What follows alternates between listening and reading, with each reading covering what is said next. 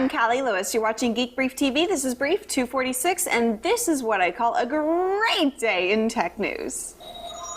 The N810 is being upgraded. Apple announced plans for an iPhone SDK, and a mobile version of Google Docs has launched. Let's start with the N810. The biggest update is a slide-out QWERTY keyboard. The resolution of the screen is 800 by 480, and it's brighter than before. The N810 is made for internet addicts like me. You can use it to do almost anything on the internet you'd want, including VoIP calls and video chats. The Mozilla-based browser has improved Flash 9 performance and AJAX support, and provides smoother YouTube, Google Calendar, and Google Docs performance. The media player supports both WMV and H.264 video in addition to internet radio.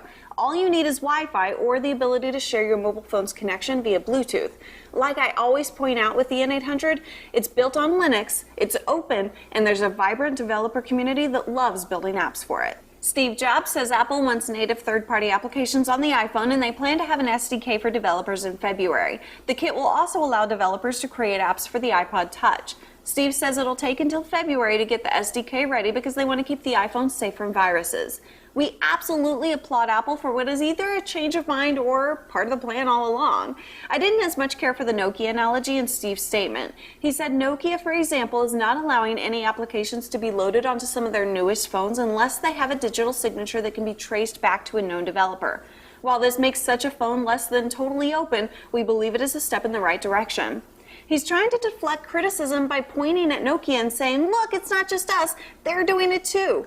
The stronger position is just to own it. Bringing up Nokia is a weak move, and it makes it sound like Apple is following rather than leading. I do have to say, though, I've seen some third-party iPhone apps that depend on a hack. Not one of them is as cool as Signal from AlloySoft.com, which was just updated, by the way. Signal lets you control iTunes from an iPhone or an iPod Touch. You gotta give it a try. The other groovy internet device I'm rather fond of is Chumby, and it's finally available for sale. Chumby isn't really easy to explain. It's a Wi-Fi enabled device that's also cuddly. It runs Flash-based widgets, so you can use it as an alarm clock, an RSS reader, a stock ticker, a webcam viewer, and it'll be far more as Flash developers create more widgets for it. If someone's interested in developing a Geek Brief widget for Chumby, email me. I'd like to be able to make my Ustreams available for Chumby and for the N810, N800. Oh gosh, there's so much I want to do and not nearly enough time or money to make it happen. A mobile version of Google Docs has been launched. Unfortunately, you can't yet create or edit a document. Google is working on adding functionality to the mobile version. When Neil and I can write a brief on our iPhone, we'll be in a park writing briefs on our iPhone. But for now, all we can do is read docs in our account at a park on our iPhones. Is this a story? I thought we could do this already. The GoDaddy.com site of the day is readtomedad.com. Andrew saved money by using one of my promo codes GB1, GB2, or GB3. A couple bits of GBTV biz, we have a meetup at the great State Fair of Texas on Saturday. We'll be at Big Tex at 11 a.m. I'll Twitter throughout the day with our location in Fair Park.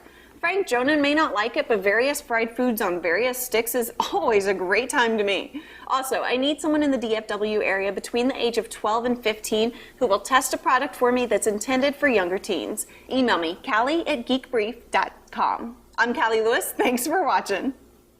You totally screwed it up.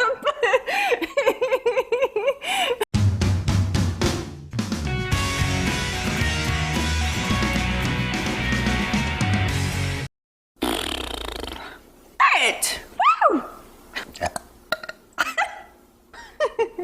What? What'd I do? That took a lot.